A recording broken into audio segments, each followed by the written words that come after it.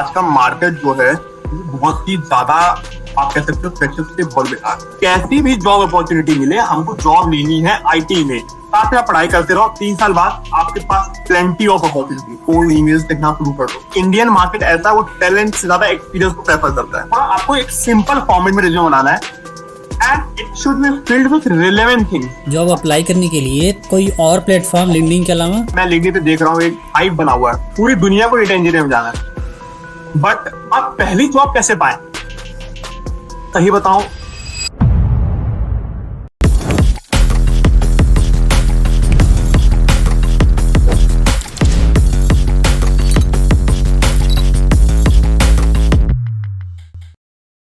Let suppose अगर किसी person को स्टार्टिंग में, अगर वो 2020-19 की तो बात अलग है कि उस समय चीज़ें अलग थी, कैसे किसी जॉब को अप्लाई किया जाता था।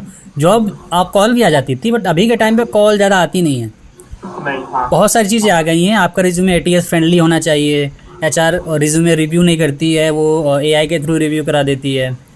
और भी चीज़ें हैं, बहुत सारी चीज़ें हैं। तो अगर अभी के टाइम पर किसी पर्सन को जॉब लेना हो, और ऐसी नहीं है कि एक दिन में एक जॉब, मतलब कि एक हफ्ते में एक इंटरव्यू है। लेट सपोज किसी पर्सन को ज़्यादा से ज़्यादा इंटरव्यूज़ देने हो, तो फिर वो कैसे कर सकता है? कोई ऐसा रोड मैप हो? देखो, मैं आपको सच बताऊं, आज का मार्केट जो है बहुत ही ज्यादा आप कह सकते हो फ्रेशर्स से बहुत बेकार है। जो हालात एमबीए के लिए पहले बूम हुआ था, एमबीए के लिए बहुत ज्यादा बूम चला था भाई। एमबीए बहुत सारी जॉब आती थी। वही सेम कंडीशन है आज कंप्यूटर इंजीनियर या आप कह सकते हैं आईटी बैकग्राउंड, आईटी फील्ड।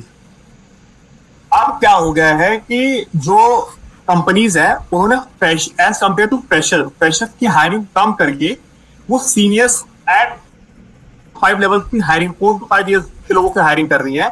और उनको जो एआई टूल्स है या एलएलएम है, चैटजीपीटी है, इन सब का यूज करके मोर प्रोडक्टिव बना रही है। क्योंकि देखो, फ्रेशर्स को हायर करके वो नहीं करवा रहे, फ्रेशर्स को इतनी अंडरस्टैंडिंग नहीं है। जो आप एलएलएम वगैरह यूज करके आप जो चीजें सॉल्व कर रहे हो या जो चैटजीपीटी यूज करके जो क्वेश्चन को कर रहे हो, उसमें ये नहीं है कि आप डायरेक्टली कुछ भी यूज कर सकते हो। आपको अपना दिमाग भी आना चाहिए, आपको कॉन्सेप्ट पता होने चाहिए, तभी आप उसको मॉडिफाई कर पाओगे। ठीक है, तो वो कंपनी प्रेफर करती है कि if you have a person with 4 to 5 years of experience, if he is using any kind of AI tool, he become more productive. So instead of hiring 5 to 10 freshers, it's better to have someone with more experience so that he can be directly responsible for everything. आप freshers को responsible बना नहीं सकते, उनको नहीं कह सकते भाई तुम responsible हो, सोलो इस टाइम को हैंडल करो। इस टाइम क्या है कि भाई एक बंदे को पकड़ा, भाई बोलते ये क्लाइंट है, आपको इससे इंटरेक्शन करना, वो इंटरेक्शन भी करेगा, वो डेवलपमेंट भी करेगा और सब कुछ करेगा। ये तो सोलो रिस्पॉन्सिबल पाता है। तो अब क्या हो गया कि जो हायरिंग है वो मिड लेवल की ज्यादा हो गई है, मतलब कि 4 to 5 years के लोगों की ज्यादा हो गई है compare to freshers. Even though तो अब मैं वही बता रहा हूँ कि धीरे धीरे जो आईटी फील्ड में जो सीएस का तो रिक्वायरमेंट थी वो धीरे धीरे डिक्रीज होगा। तो मुझे लगता है जो ट्रेंड दिख रहा है, राइट, अब लोग कोई और अपॉर्चुनिटीज को एक्सप्लोर करेंगे। तो जहां तक मुझे लगता है अब लोग स्टैटिक्स में ज्यादा मूव करेंगे। कैन बी इकोनॉमिक्स और statics related to IT, right. जैसे मेरा एक भाई भी है, वो भी इस टाइम आईटी पटना में है and he is doing his BTech with statics and data science and all, right. So that is more relevant instead of doing any kind of कि मैं CS में बिल्कुल 4 years में घूम रहा हूँ, तो अब ज्यादा वो रिलेवेंट है नहीं। मैं सही बता रहा हूँ आपको, ये ट्रू है, मैं बिल्कुल कोई झूठ नहीं बोल रहा हूँ। दूसरी चीज, जो इस साल के पास आउट है उनके लिए वो क्या करें, क्योंकि मैं भी, मेरे लिंक्डइन पे लोग इतने ज्यादा मैसेज कर रहे हैं, भैया मैं क्या करूँ। पहली बात है कि लोग पता क्या कर रहे हैं, लोग आजकल मैं बच्चों को देख रहा हूँ क्या कर रहे हैं, कह रहे हैं भैया मुझे डेटा इंजीनियर में करियर बनाना है, या मुझे डेटा इंजीनियर बनना है, मुझे डेटा साइंटिस्ट बनना है, मुझे कैसे जॉब मिलेगी। मेरा कहना है भाई पहले तुम जॉब लो, इंस्टेड ऑफ तुम प्रोफाइल देखो, क्योंकि जॉब ही नहीं है तो प्रोफाइल तो बाद में देखोगे। तुम्हारा अब स्कोप को तुम और नैरो डाउन कर रहे हो, राइट। तुम एक स्पेसिफिक प्रोफाइल को चूज करके अपनी अपॉर्चुनिटीज को और नैरो डाउन कर रहे हो, तो आपकी अपॉर्चुनिटीज और कम हो रही है ना। अब प्रेशर हो कि आप ये कॉन्सेंट्रेट नहीं सकते, मुझे इसमें चाहिए, आप या तो आप बहुत ओवर टैलेंटेड हो, आप आईआईटी से पास आउट हो, एनआईटी से पास आउट हो, I not comment on that, right. But पहला हमारा गोल होना चाहिए कि हमको कैसी भी जॉब अपॉर्चुनिटी मिले, हमको जॉब लेनी है आईटी में, मेकिंग श्योर दैट, जैसे कि टीसीएस कॉग्निजन वगैरह में क्या है, जब आप सपोर्ट में भी काम करो, आपके एक्सपीरियंस लेटर जो आपको मिलेगा उसमें आपको सॉफ्टवेयर इंजीनियर लिख के मिलेगा, उसमें सपोर्ट इंजीनियर लिख के नहीं मिलता। और तो इससे बेनिफिट क्या होता है कि जब आप पहले 2 साल या 2.5 साल या 3 साल के बाद जब आप स्विच करते हो, तो आप अपने हिसाब से जो भी फील्ड में जाना चाहते हो आप उसको स्विच कर सकते हो।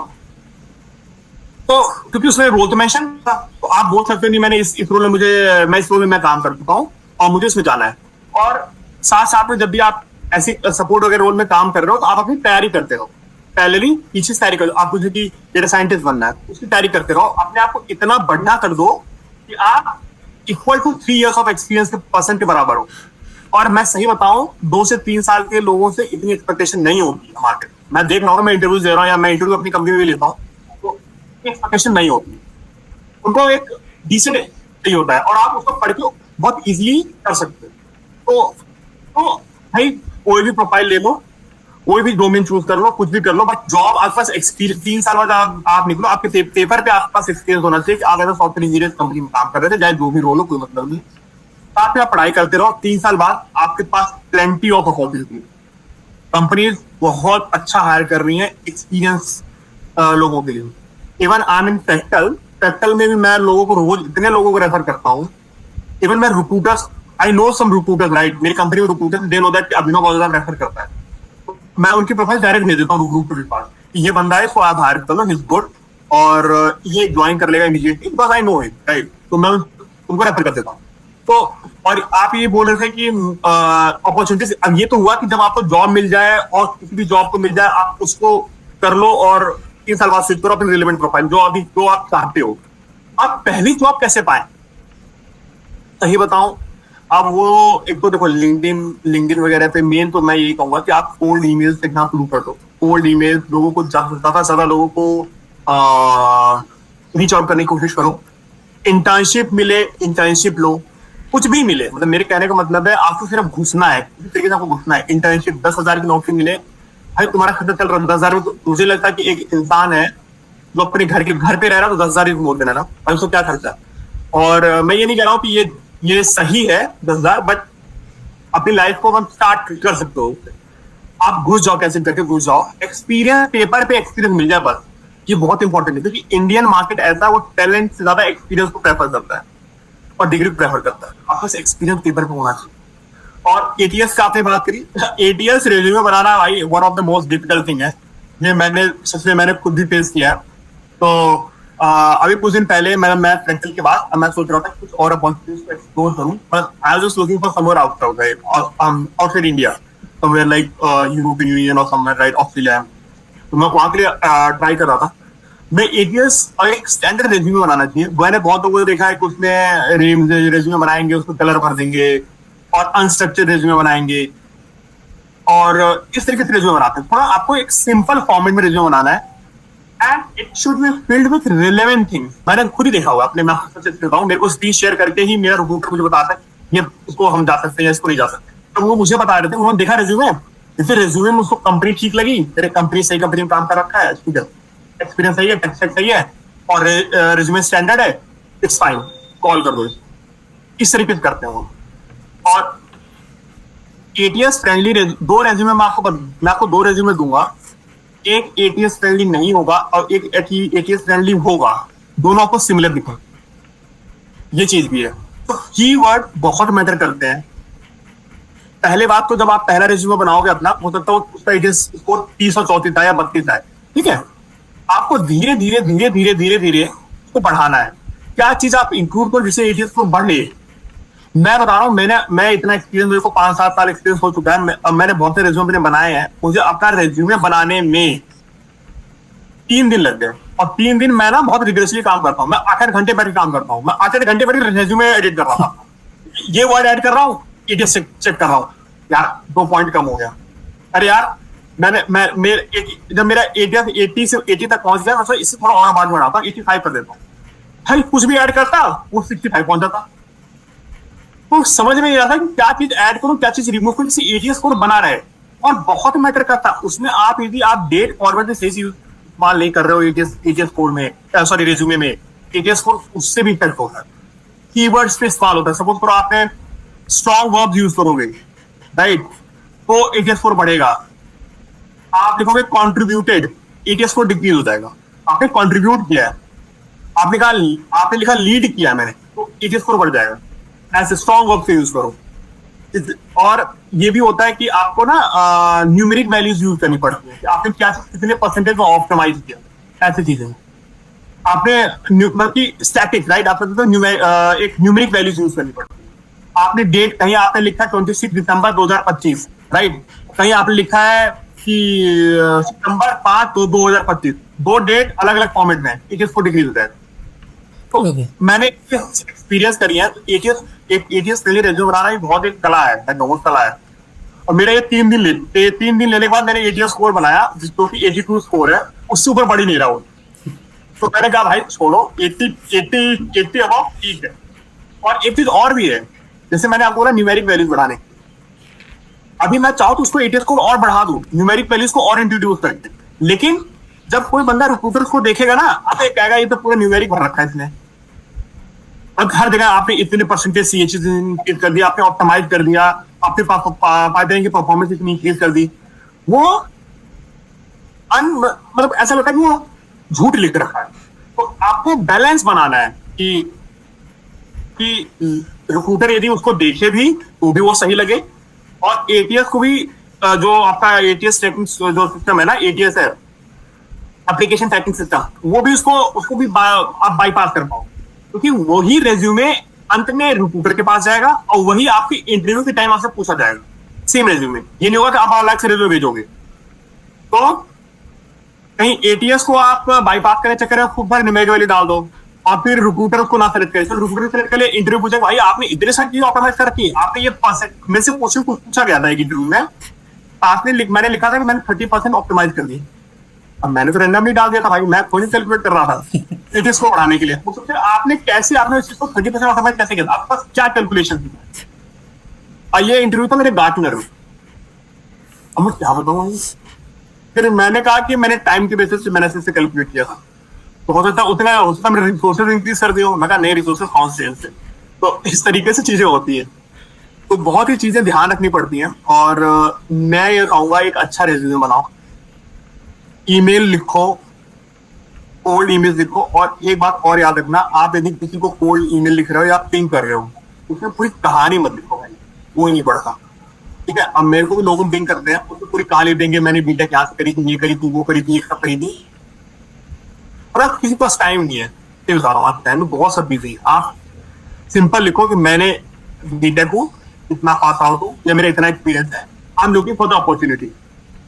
ठीक है, वो फटाफट देख लेगा, उसको स्किल सेट देख रहा है, ये देख रहा है, अपॉर्चुनिटी देख रहा है, उसको पास होगा रिक्वायरमेंट, वो आपको कॉल कर लेगा, रीच आउट कर लेगा। यदि नहीं हो तो नहीं कर, आपको कोई कहानी लिखने की जरूरत नहीं। डेटा इंजीनियरिंग में जाना अब बहुत ज्यादा आसान तो पहले था 2020-21 में, अब उतना आसान रह नहीं गया, क्योंकि जो रिक्वायरमेंट थी ना, जो एक्सपेक्टेशन थी, वो बहुत ज्यादा हाई होती है। और ये नहीं है कि आपने पढ़ लिया कहीं से तो अब आप डेटा इंजीनियरिंग में घुस जाओगे या डेटा इंजीनियरिंग आप कर लोगे, राइट? नहीं, क्योंकि मैं खुद भी जब इंटरव्यू लेता हूँ, या हमारे दो मेरे फ्रेंड्स हैं कुछ हैं जो इंटरव्यूज देते हैं, वो आपसे ऐसे क्वेश्चन पूछेंगे ना जो आपने इंडस्ट्री में काम किया होगा, वैसे क्वेश्चन पूछेंगे। और मैंने देखा है बहुत सारे लोगों के यूट्यूब चैनल है भाई, रियल टाइम एक्सपीरियंस है, रियल सिनेरियो बेस्ड, उससे भी अलग। तो आप बता नहीं पाओगे। मैं मोस्टली वो जो रियल टाइम में काम करते हैं वही बता पाएंगे। और तो मैं ये कहूंगा कि आप ऐसा ना हो सारे लोग डेटा इंजीनियरिंग घुस रहे हो, और मतलब कि मैं कह रहा हूँ क्योंकि इसका स्कोप भी एक लिमिटेड स्कोप है, हर चीज का एक लिमिटेड स्कोप होता है। आप कोई अलग अपॉर्चुनिटीज को एक्सप्लोर करते हैं, राइट?